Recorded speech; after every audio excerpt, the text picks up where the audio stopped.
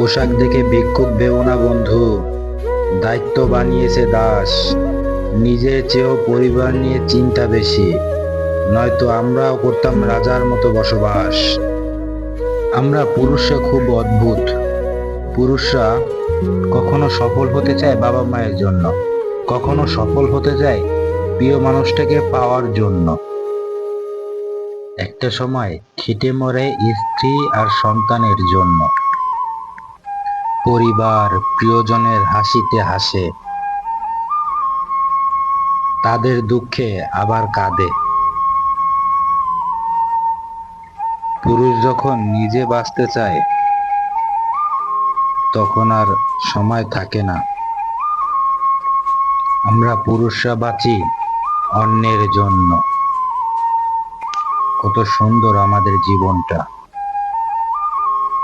চোখের পানি দিয়ে সব সম্পর্ক টিকিয়ে রাখা যায় না। কিছু কিছু সম্পর্ক হাসি মুখে বিদায় দিতে হয়। মিথ্যাবাদী মানুষের মুখে মধু বেশি, বাটপারের জনপ্রিয়তা বেশি, সস্তা জিনিসের খরিদ্দার বেশি। বিত্তহীন মানুষের বন্ধু বেশি, প্রতিবাদী মানুষের শত্রু বেশি। সৎ মানুষের অভাব বেশি। দেখবেন আপনার আশেপাশে মানুষের সাথে মিলে গেছে।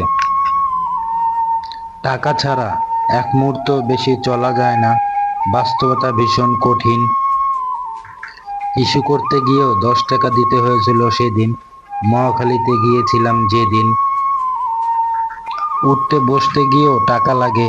টাকা ছাড়া মানসিক চাপ বাড়ে, চক্রবৃদ্ধি হারে।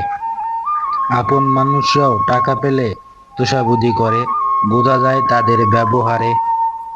নিজের ভাগ্য নিয়ে নেই কোনো রাগ কিংবা অভিযোগ। সৎ পথে টাকা কামালে ভয় নেই, দুঃখ কষ্ট যতই আসুক।